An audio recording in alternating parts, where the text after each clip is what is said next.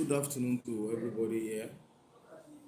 At least maybe in the next 30 or 35 minutes or so, let's just reel out something and we continue from where we stopped the last class. This morning, we are going to look at what we call conditioning theory. When we are talking of conditioning theory, we can also regard to conditional theory as what we call learning theory. Then, when we are talking about what comes to your mind when you just think of condition, if somebody is in a particular situation, that's what we call conditioning now. Then, this conditioning theory that we are talking about was profounded by Ivan Pavlov, and the theory became popular in 1898. And what does the theory talks about? It talks about the interaction with our environment. That is just the basic about this condition. Interaction with what? With just our environment. Then, when we are talking of this conditioning theory, we just have a whole lot of them that is stated under this particular conditioning theory. We have what we call unconditional stimulus. Unconditional stimulus. When we are saying of unconditional stimulus, it's like when something just happen naturally. That is, elicit a particular response at any point in time. That's what unconditional stimulus. We call it US, unconditional stimulus. Then we have what we call unconditional response. That is UR. That is natural responses to a particular condition. Then we have what we call condition stimulus. Condition stimulus, that is CS, and we have conditions responses, and that's what we call CR. Then under this conditioning theory, we have what we call classical conditioning. All the one I highlighted now falls under what we call classical conditioning. Then we have what we call operant conditioning.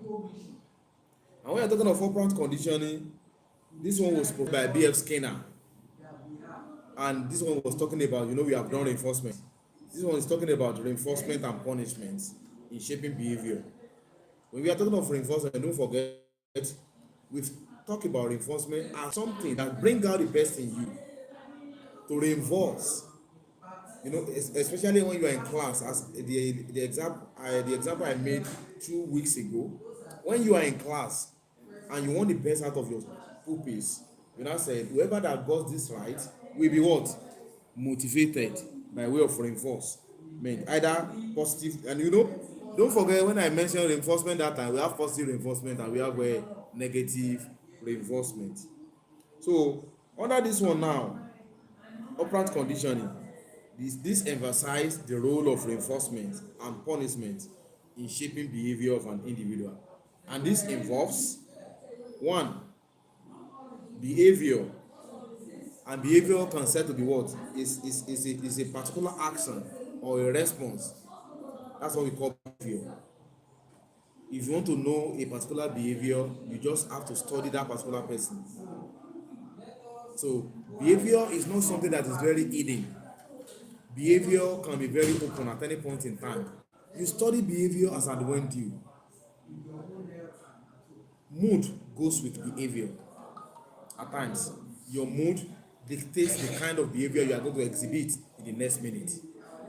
If you are in very lighter and a very friendly mood, whereby you smile, somebody can predict what you can do in the next 5 to 10 minutes due to that particular mood that you are, and vice versa. Then we call it talk reinforcements. Reinforcement, on the other hand, increases the behavior of a particular individual, either negatively or positively. So, and when we are talking of positive reinforcement, we know what it means, and negative reinforcement, we equally know what it means as well. Then the third one that we don't normally encourage to do is what we call punishment. Punishment, in every ramification, decreases behavior.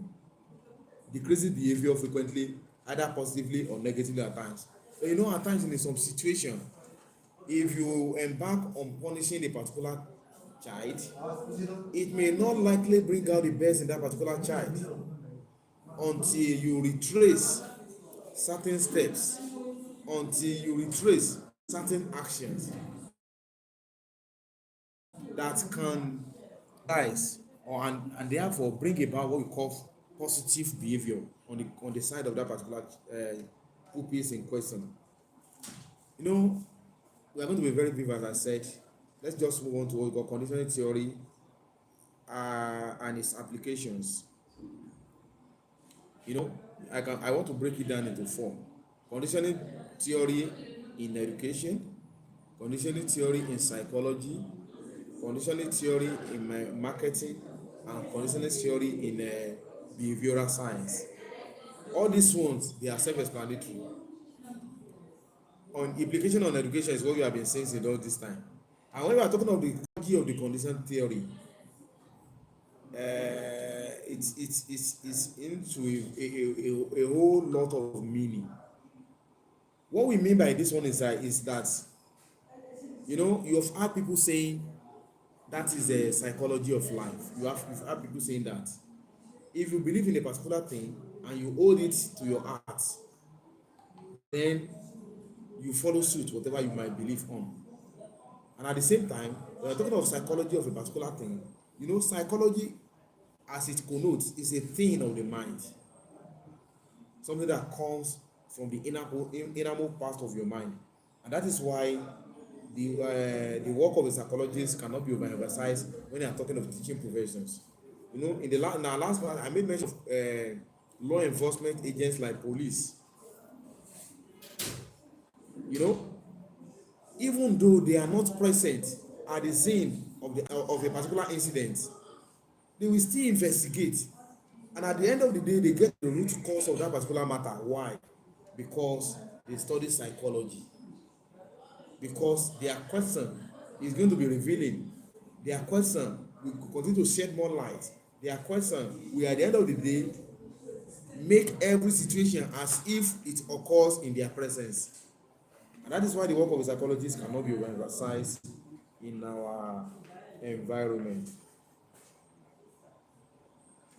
Then why do we need to learn? That's another one. Why do we have to learn? Why do we need to learn in the first place? When we are talking of learning, learning is something that can take place anywhere, any place. And at the same time, learning is what we call, is supposed to be what, a continuous process. And that's why you see people saying that learning continue to take place until somebody dies. So that will tell us that learning is a continuous process and therefore cannot be overemphasized. So, and for learning to take place, it's a whole lot of things has to be taken into consideration for learning to take place. And noticeable among those things is what we call motivation. Motivation. A learner has to be well motivated. That means there must be what we call desire to learn. If there is no desire to learn, learning cannot take place. That's what we call interest. If you didn't develop a particular interest in learning, learning can never take place because you have to be first interested. And that's why we said in learning there's no age limit, but you have to be, number one, very very much at first. Interest has to come first if you want learning to be effective. And at the same time, learning should be driven by what we call curiosity, because you must be very curious for you to make meaningful of learning. That is, wanting to know is what we mean by what? By curiosity and interest, or the need to learn. And that's how you say there are a lot of things to consider when we are talking of when we want learning to take place. We call it factors to consider for learning to be effective, or learning to take place. Two, there must be an attention. Attention. When we are talking of attention, we are talking of about focus. focus on relevant information that needs to be learned, and thereby we must at every situation avoid what we call distraction. And that's why attention follows motivation. That is why in class, if there's a likelihood of being distracting the teachers, you see teacher mentioning attention please, or what is happening there, don't divide the class into two. He's calling our attention to have a one house, because for any meaningful learning to take place there must be an attention. And that's why in learning we have what we call attention span. In learning we have what we call what? Attention span. And that is why if attention span of a particular student is wearing out, there is nothing you can teach that particular child that will make meaning, that you are going to make meaning out of it. It's going to be out because the attention span has expired. There is a way of calculating an attention span in class, but for the benefit of for the benefit of this class, we are not going to stress ourselves as regards that. What I just want you to know is that for learning to take place, there must be motivation, one, there must be attention, and the third one, we are talking of your level of perceptions. Your level of perceptions. When we are talking of perceptions, we are talking about interpretations. How do we interpret what is being learned? Interpretation. What you are being learned, the few information you are able to capture. How do we interpret it? If you interpret learning a very wrong or negative side, learning cannot take place. So, and the next one is what we call memory retention. Memory retention. That is ability to retain what has been learned. Ability to do what? To retain what has been learned in the classroom, and at the same time recall what has been learned in the past. And that is why you see a very good teacher, we always make a reference to what he or she has taught the class before the new class begins. And that's what we call feedback. That means you want to know how your how your pupils under your care are faring, and at the same time by making reference to what you have taught them in the last class. Then the fifth one, continuous practice. Continuous practice. And that is why when we are talking of continuous practice, as some people used to say, practice make perfection. You are bound to practice in order for you to be a master in that particular area, or to be conversant with what is being learned in class. And that's why I say continuous practice. Repetition and application of new skill or knowledge. Either you repeat or you apply new skill or knowledge, so as to enable you to be abreast of the situation at hand. So by repeating yourself, and that's why you see teachers, especially when they are taking either English language or something that needs to be hammered or echoed, they will say after me, and they begin to read. By the time you echo it first, second, third, fourth, or fifth time, it begins part of you, and at the same time it may not likely leave you. That's what we call continuous practice. The next one is what we call feedback or ability. Let's just call it feedback. What we call feedback, it's like you are receiving guidance. It's like you are receiving encouragement, or like you are receiving correction.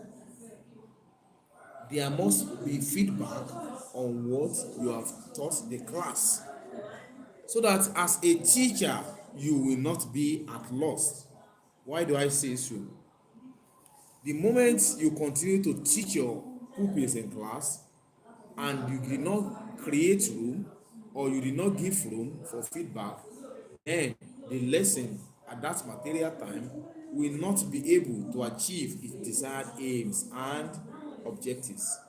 And that is why feedback is very, very important, and it's on us as a teacher to take feedback as a source, as a sort of getting back to the students or to the pupils under our care to know whether the objective of the class has been achieved or otherwise.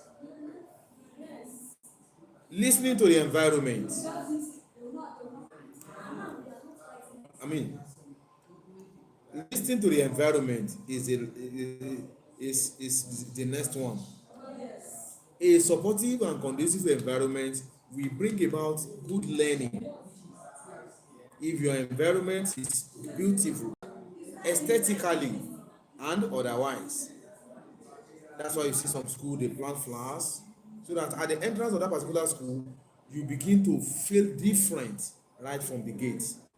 Even by the time you enter the classroom, the aesthetic values that you're going to see in that particular classroom, most especially where there's going to be series of paintings and decorations that attract pupils to learning, and that environment will continue to attract and at the same time speak volumes at any material time to be able to do what, to attract pupils to the classroom and vice versa. Yes, after having said that, we now move on to where does learning take place. Ask yourself, how do learning take place and where exactly learning take place? Learning, as it connotes, is a system or method of collecting or achieving additional information to the one that you have known before, or to be simply put, as a system whereby you you make yourself better from a particular state to another state entirely, which can be either through formal education or informal education. That means learning can take place either in the formal settings. Learning can take place either in the formal settings, and when we are talking of formal settings, we are talking of schools, we are talking of colleges, we are talking of universities, and what have you. And those are the areas whereby formal learning takes place. That is, whereby you learn through black and white within the four walls of the classroom. Then learning can also take place in the formal settings. And what do we mean by informal settings? That means those that does not involve the use of the four walls of the classroom. That's what we call informal settings, like in our homes, in our communities, in our workplace. We are talking of homes. It is generally believed that mother's lap is the first point of call for learning to take place. And that is why you see our mothers in the olden days, when they are left alone with their babies, they'll be talking to the baby as if they are talking to somebody of their age, or to an elderly person. But at the end of the day, we came to understand that the babies in question that they are referring to can easily hear what they are saying through their actions or inaction, as well as through their utterances. And that's why you see them when they are, maybe they are taking care of the baby and the baby is crying, they just be saying tiẹ̀ náà ni mo kúkú ṣe in the local parlance. I'm doing your own. I'm just doing this one now for your what? For your own interest. So thereabout now, learning is being taken place. Look at baby movement in a pregnant woman. By the time the woman will just talk to the baby, you just say, you are here, you are disturbing me here, please kindly move to another side. You'll be talking to the baby as if, even in the womb, as if he's talking to somebody beside her.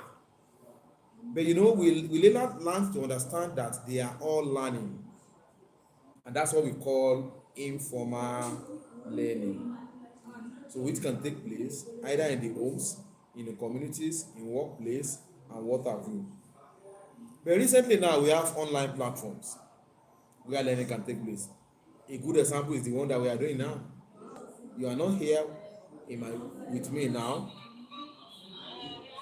but you are listening to me as I'm teaching. This is what we call online platform now. By making use of websites, by making use of apps, and all other platforms that does not involve physical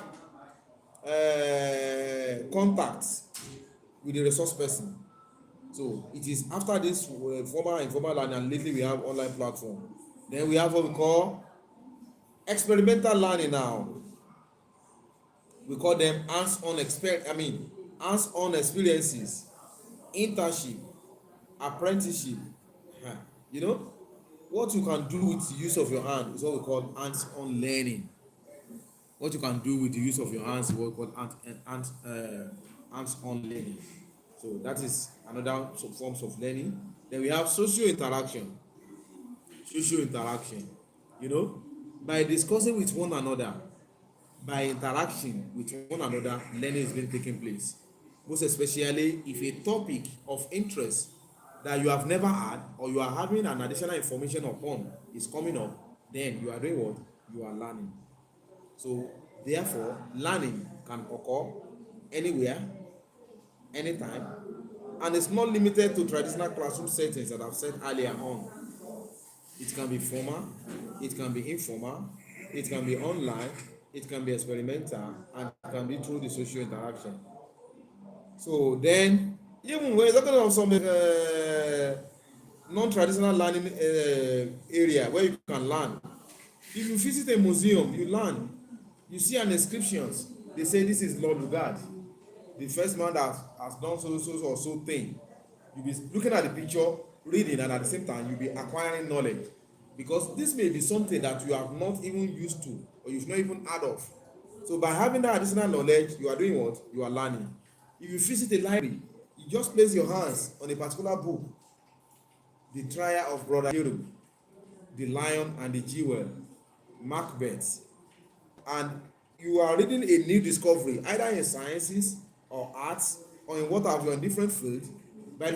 Before you finish reading, you have acquired knowledge, and that thing that we are talking about is what? Learning.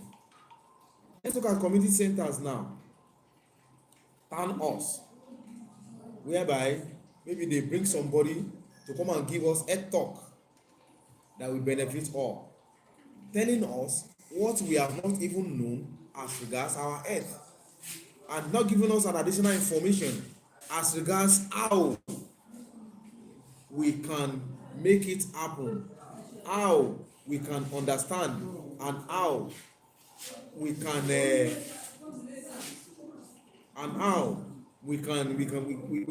we can have additional information, and at the same time making our life more meaningful. We have online forum now. We are talking of online forums, what I've mentioned earlier on, and we even learn through nature. We learn through nature. When we are talking of nature, that is natural learning. That is, you learn naturally through interaction with your environment, through interaction with outsiders, through interaction with everything that is surrounded that you are being surrounded with. And that's why we said learning can take place in various forms. Also in our workplace,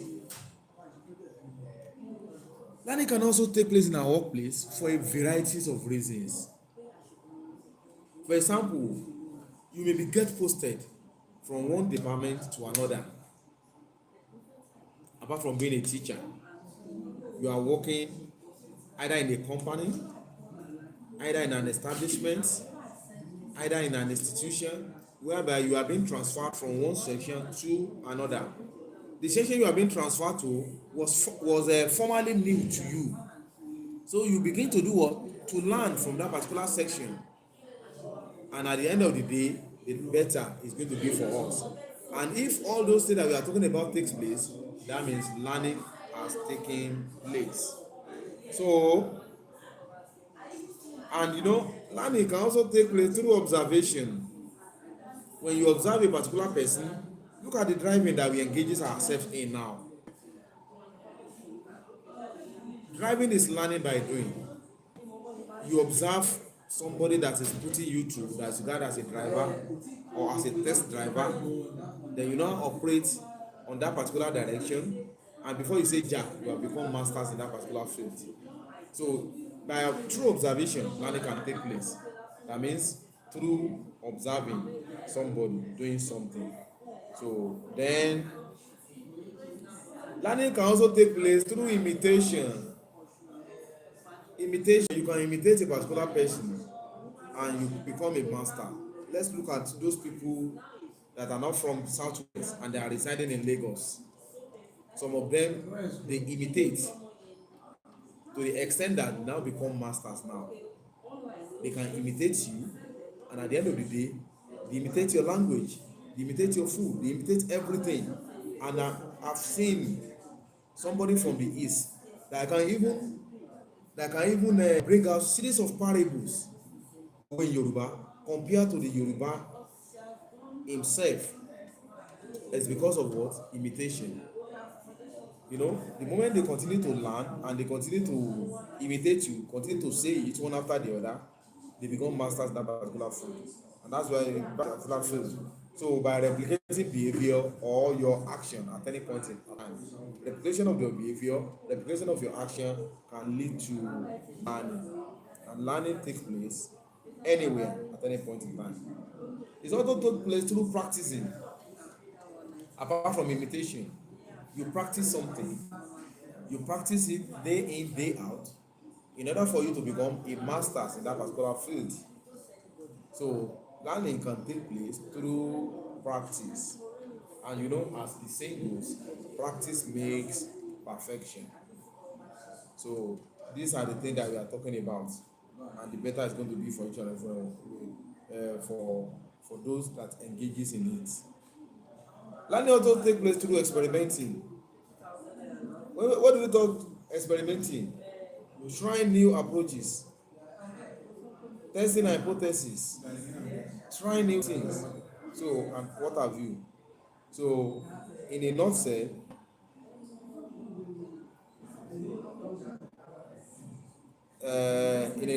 learning can said to be an ongoing thing that doesn't stop until one dies or one gives up the ghost. So,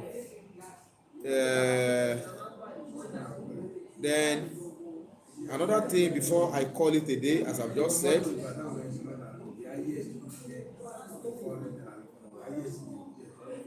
is that let's look at when does learning take place. When does learning take place? When does learning take place? Learning takes place in every situation, and it takes place through formal education. It takes place through on-the-job training. It takes place on personal projects. It takes place on social interaction, as I've mentioned earlier, and continuous learning through imitation and everything I've said. And the only thing is that learning can occur intentionally or incidentally. When we are talking of intentional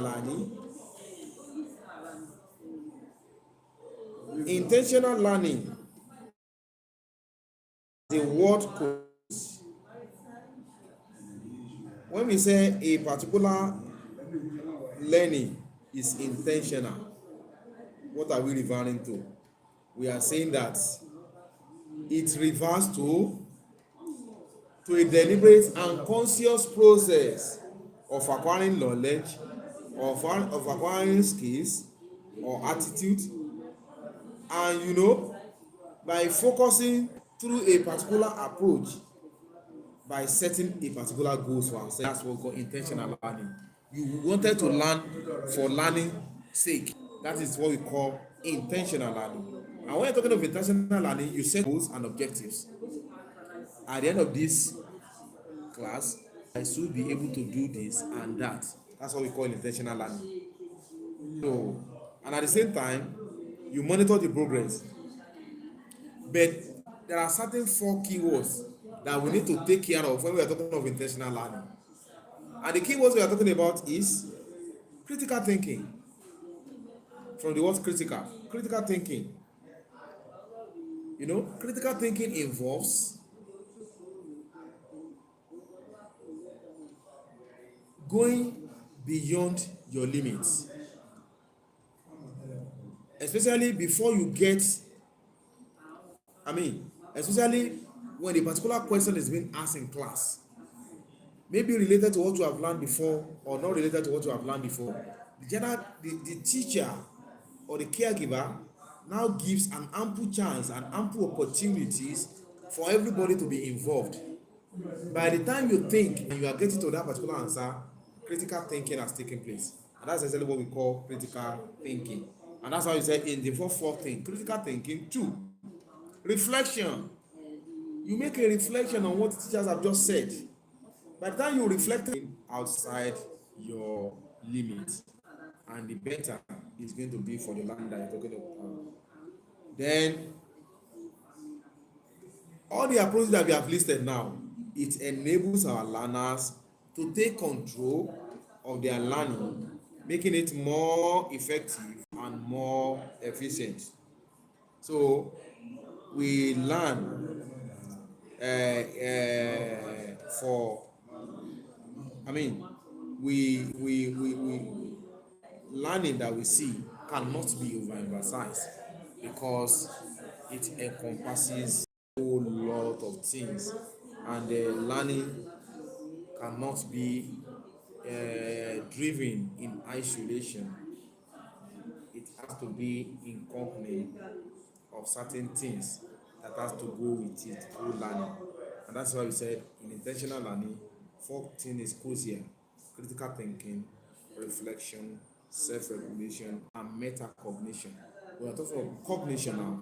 Cognition, it has to do with intellect, intellectual abilities, intellectual capacities, intellectual capabilities. That is far far as your brain can take you. So yes, this class is gradually getting to an end, and I believe we are hoping to see you either physically in our next class, so as we will be able to wind up on what we have just learned. Thank you very much for being with us. See you some other time. Thank you. If is not late. 45 minutes ni 45 minutes. Ṣé bí 20 minutes ẹlẹ́fẹ́ lò? 35 minutes lápẹ́. 25 minutes ẹ̀sọ́ bá wà. Ẹ wá gbé wa kó tẹ̀lé. A ti wo mọ́tò wo ni ó ní mọ̀ wò. Kí ilé wò? Àwọn ó pé 45 gẹ́gẹ́ tó lè tó báyìí. Ẹ kò kúlẹ̀ ayé dájú.